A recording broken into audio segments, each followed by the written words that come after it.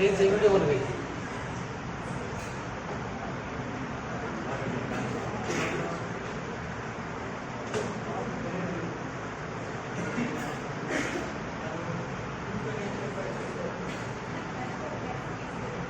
Hello friends, I am Sanjeev Kadian. I welcome back to all of you at this channel English 3873 and English Mantra 1. तो my dear, हम discuss करते आ रहे हैं। Last class में हमने discuss किया था क्लोज टेस्ट, और मैंने बताया कि किसी क्लोज टेस्ट कॉम्प्रिहेंशन, किसी पैसेज, किसी लेसन से बनाई जाती हैं एरर्स, वहीं से निकाली जाती है वोकैब्स, वहीं से निकाली जाती है आपकी एरर्स, रिप्लेसमेंट, पैराजम्बल और रीअरेंजमेंट। मीन्स कोई भी टॉपिक हो एक पैसेज से निकाला जाता है। सो अगर आप उस पर्पज़ की बात करते हैं, उस टारगेट की बात करते हैं, तो टारगेट के लिए आपको किसी टॉपिक को लेकर नहीं चलना है, आपको लैंग्वेज को बेस बनाकर लैंग्वेज को कंसिडर करने की कोशिश करनी है। तो आप लैंग्वेज पे फोकस करेंगे तो एग्ज़ाम अपने आप हो जाएगा। और अगर आप फोकस करते हैं किसी एक टॉपिक पर तो माय डियर टॉपिक तो समझ में आएगा, लेकिन एग्ज़ाम में टॉपिक जब आएगा तो वो क्लियर नहीं हो पाएगा। तो प्लीज़ लैंग्वेज पे फोकस कीजिए। मैं आपको हमेशा से बोलता आ रहा हूँ, कभी भी रूल्स वगैरह को फोकस ना करें, लैंग्वेज को समझिए।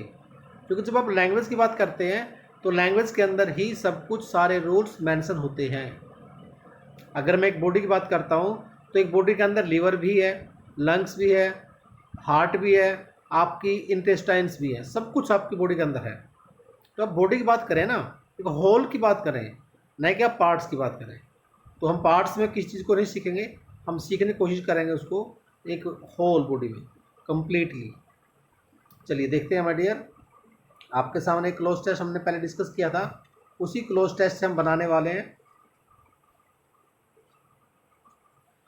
Error detection.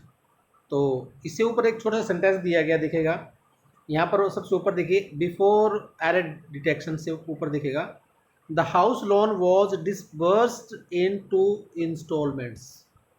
तो लास्ट क्लास में मैंने बताया था वो कैब का यूज करना है, वो कैब का मीनिंग याद नहीं करना है। तो इस छोटे से सेंटेंस में आप ये देखिए इसका मीनिंग क्या बना कि हाउस लोन को 2 इंस्टॉलमेंट के अंदर पे कर दिया गया। तो डिसबर्स का मतलब हो गया पे करना। इस टाइप से आपको यूज़ करना है। तो एक वर्ड नीचे लिखा है शी इनवेरिबली, है ना। तो it means almost every day, almost always, जो मोस्टली होता है। चलिए मैं आपको स्टार्ट करता हूँ, बताता हूँ कि एरर डिटेक्शन करनी कैसे है, कैसे समझनी है। तो एक सेंटेंस आपके सामने है, former RBI governor Raghuram Rajan's note of question on the next financial crisis that could be built up needs to be taken in all seriousness। तो इस सेंटेंस में अगर आप देखें तो यहाँ पर पॉइंट मेंशन है कि आपको जो एरर दी जाएगी वो रूल्स के अकॉर्डिंग नहीं दी जाएगी। कंसेप्ट अगर आपको क्लियर है तो आप फाइंड आउट कर सकते हो, अगर नहीं है तो माय डियर प्रॉब्लम आएगी। देखिए मैं बता रहा हूँ आपको भी,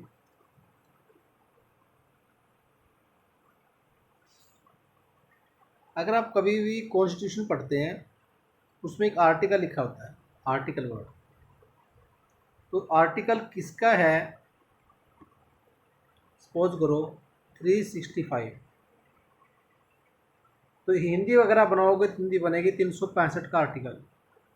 लेकिन होता है क्या, वहाँ पर मेंशन होता है 2, आर्टिकल 2 365। क्लियर हुआ। तो मैं कहना चाह रहा हूँ कि हिंदी को फोकस ना किया जाए, समझने की कोशिश करें कि यहाँ पर कंसेप्ट या लैंग्वेज क्या कहती है।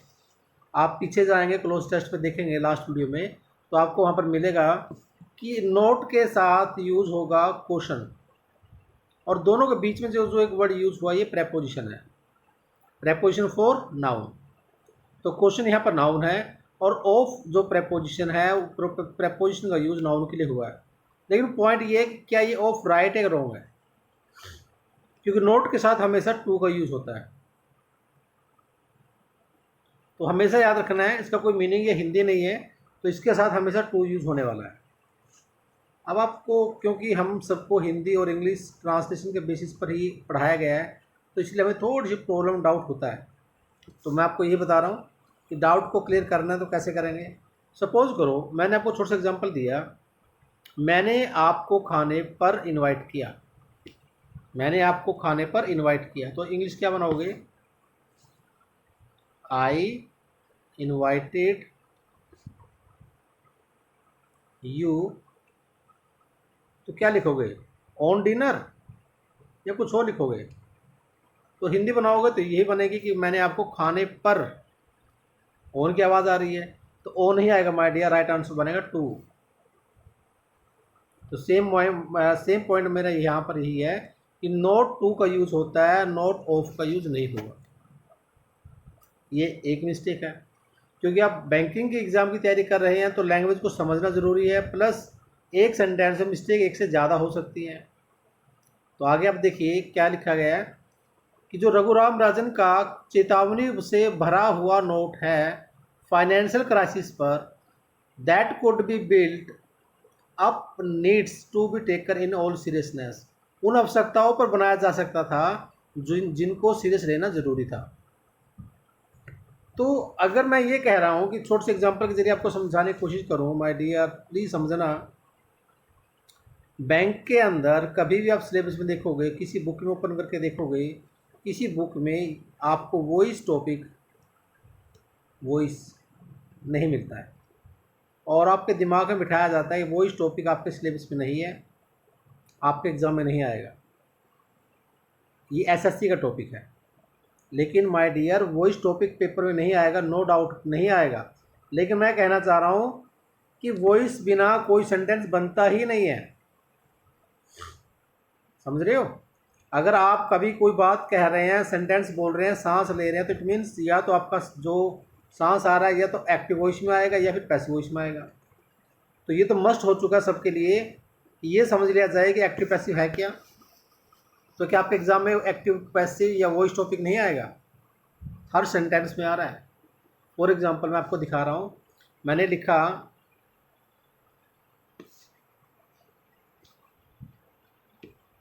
मैं बना रहा हूँ आई बिल्ड, मैं बनाता हूँ, क्या बनाता हूँ? House, uh house.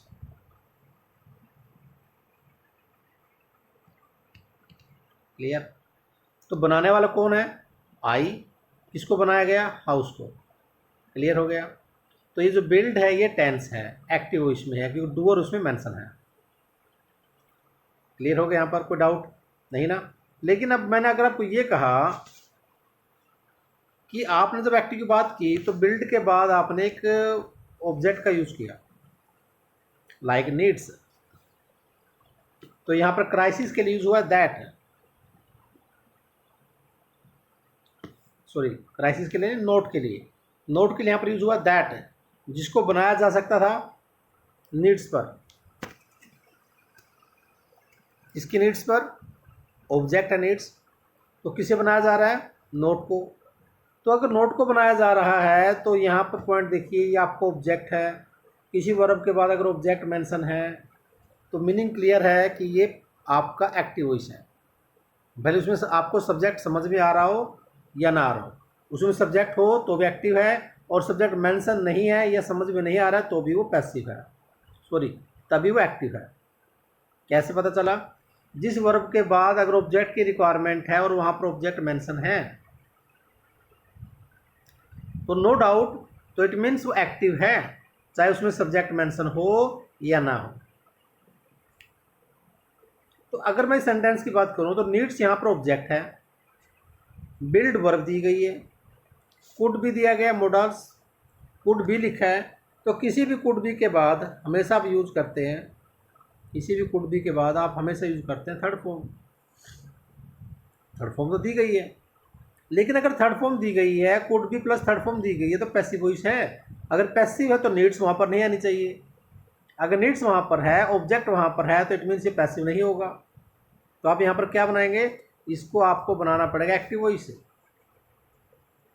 Active voice means could भी है तो इसका मतलब ये नहीं कि हमेशा पैसिव ही होगा, कुड भी के बाद आईएनजी भी आती है। तो यहाँ पर राइट आंसर बनेगा बिल्ट नहीं बनेगा, बिल्डिंग बनेगा।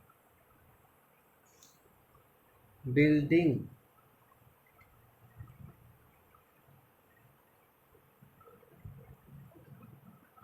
तो ये राइट आंसर बनेगा। तो एक बार फिर से समझा रहा हूँ, that could be build up needs. Needs आपका ऑब्जेक्ट है और नीड्स से पहले वर्ब दी गई है, तो यहाँ पर इट मीन्स एक्टिव वॉइस होना चाहिए, लेकिन दिया गया कुड बी, तो कुड बी के बाद हम हमेशा थर्ड फॉर्म यूज़ करते हैं। तो हमें डाउट होता है कि शायद ये पैसिव है, इसीलिए could be plus third form है। लेकिन अगर कुड बी बिल्ड को मैं पैसिव कंसिडर करता हूँ तो उसके बाद ऑब्जेक्ट नहीं आएगा, क्योंकि पैसिव का मतलब है ऑब्जेक्ट पहले आ चुका है। अगर ऑब्जेक्ट पहले आ चुका है तो इट मीन्स वहाँ पर सेंटेंस के अंदर कहीं ना कहीं मिस्टेक है, इसलिए आप यहाँ पर यूज़ करने वाले हैं बिल्डिंग। क्योंकि आप अगर यूज़ करते हैं फ्यूचर कॉन्टिन्यूस टेंस तो याद करो उसमें आप विल बी शैल बी के बाद आईएनजी यूज़ करते हैं, तो सेम पॉइंट यहाँ पर है। अगर मैं एक ट्रिक से समझाने की कोशिश करूँ,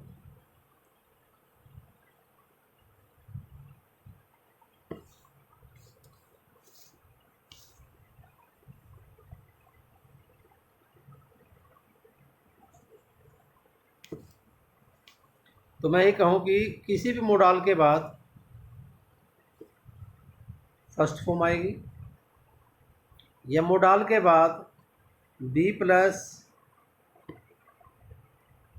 फर्स्ट फॉर्म प्लस आईएनजी आएगी,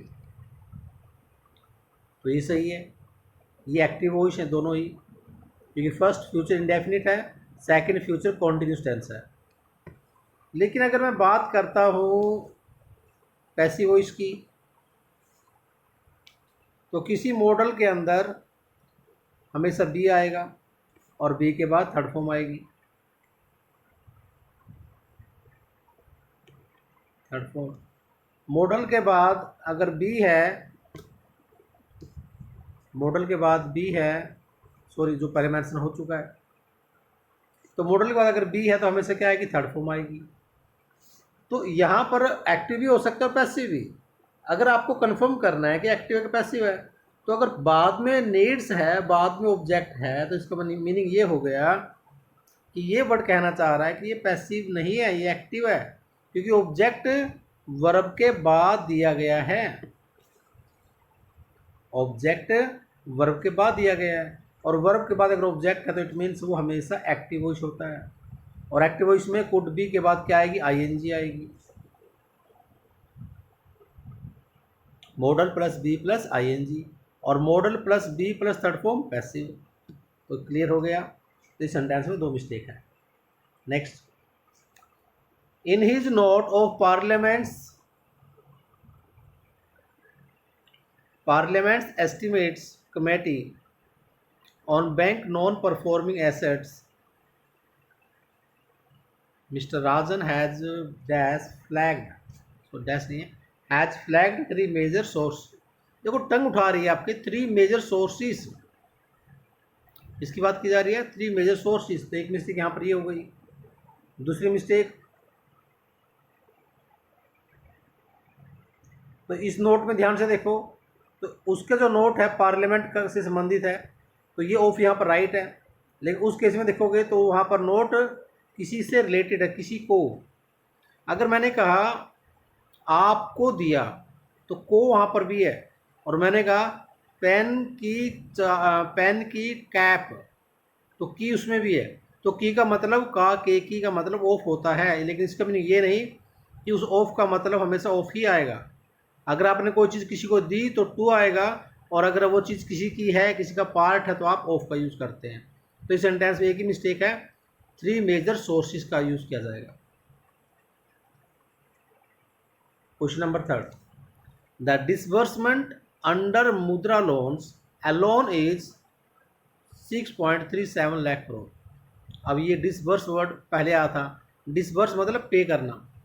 ये मुद्रा लोन्स के अंडर में इतना पैसा दिया गया, जो 7% है टोटल आउटस्टैंडिंग बैंक क्रेडिट का। तो अगर आप ध्यान से देखें, इज लिखा है यहाँ पर, इज किसके बेस पर यूज हुआ है, डिसबर्समेंट के बेसिस पर। लेकिन बच्चे को दिखाया जा रहा है कि शायद यहाँ पर बात की जा रही है लोन्स की, और लोन्स के लिए इज नहीं आएगा, आर्स आएगा। क्योंकि लोन्स प्लूरल है और शायद इसलिए यहाँ पर आर आना चाहिए। तो इस सेंटेंस में कोई मिस्टेक गिवन नहीं है, ये ऑलरेडी करेक्ट है। Question number 4, mister Rajan's advice on loan waivers. जो मिस्टर राजन की एडवाइस है किस पर है, वो लोन वेवर्स पर हैव बीन मेड। तो एडवाइस को बनाया गया उसके द्वारा, एडवाइस को बनाया गया न कि वेवर्स को। लोन को माफ़ करने वालों के ऊपर बात नहीं की जा रही है, लोन माफ़ करने वालों के ऊपर राजन की एडवाइस को दिया गया। तो बात एडवाइस की हो रही है, तो हम हैव के प्लेस पर यूज करने वाले हैं has for singular, have for plural. But the political class has chosen to turn a categorical ear to this advice। लेकिन पॉलिटिकल क्लास ने डिसाइड कर लिया कि उसकी सलाह की ओर, उसकी सलाह को फॉलो नहीं करना है। क्या करते हुए, vitiating the credit culture, credit culture को विशिएट करते हुए, स्पॉइल करते हुए, डैमेज करते हुए, and create a moral hazard, और एक मोरल हैजार्ड क्रिएट करते हुए। तो यहाँ पर एक पैरेललिज्म की बात की जा रही है, या कहा जाए कि इक्वालिटी की बात की जा रही है। जो पॉइंट यहाँ पर मेंशन हुआ है वही पॉइंट यहाँ पर यूज होगा। अगर यहाँ पर आईएनजी है तो माय डियर यहाँ पर भी आईएनजी आएगी। अगर आप ये कहें कि सर फर्स्ट फॉर्म करेक्ट है और आईएनजी रॉन्ग है, तो माय डियर अगर फर्स्ट फॉर्म होगी तो आप कभी भी देखना उस फर्स्ट फॉर्म से पहले कोई ना कोई डूअर मिलेगा, सब्जेक्ट मिलेगा। तो इसलिए क्रिएट राइट नहीं है, विशिएट राइट है, विशिएटिंग ही होगा और विशिएटिंग के बेसिस पर क्रिएटिंग आएगा। क्लियर? तो बस इस टाइप से आपको किसी भी क्लोज टेस्ट को सिर्फ क्लोज टेस्ट समझना नहीं है, एरर को एरर नहीं समझना, हर सेंटेंस को लैंग्वेज समझना है, क्योंकि सेंटेंसेस से ही क्लोज टेस्ट बनेगा और क्लोज टेस्ट से ही एरर्स या रिप्लेसमेंट टॉपिक्स बनेंगे या वो कैब के वर्ड्स बनेंगे। लाइक दिस, कितने कॉमन वर्ड यूज किया, इनवेरिएबली, याद करो। Sanjeev Kadian invariably arrives late, लगभग हमेशा लेट आते हैं। शी इनवेरिएबली अराइव्स लेट, वह हमेशा लेट आती है। डिसबर्समेंट, बताया था मैंने, पे करना। तो इस टाइप से माय डियर वर्ड्स को यूज कीजिए, समझिए। क्लोज टेस्ट के साथ साथ सारे सिलेबस, सारा टॉपिक, कोई भी टॉपिक हो आपका, पूरा टॉपिक सिर्फ एक कंसेप्ट पर चलने वाला है, और वो कंसेप्ट है लैंग्वेज। लैंग्वेज के लिए हर रोज़ 2 लाइनें, 4 लाइनें, 10 लाइनें पढ़नी है, रीडिंग मस्ट है। And after that read aloud to yourself. In order to this you have to hear yourself speak English. अपने आप को इंग्लिश बोलते हुए सुनिए कि आप इंग्लिश बोलते हुए कैसे लग रहे हैं, और उसके लिए आपको यूज़ करना होगा रीडिंग। तो रीडिंग का बेनिफिट मिलेगा आपको, क्लोज टेस्ट, कॉम्प्रिहेंशन, एरर सब जगह मिलेगा। तो आई होप फ्रेंड्स आपको क्लियर हो चुका है सर क्या समझाना चाह रहे थे। तो जाने से पहले please don't forget to subscribe, share and like.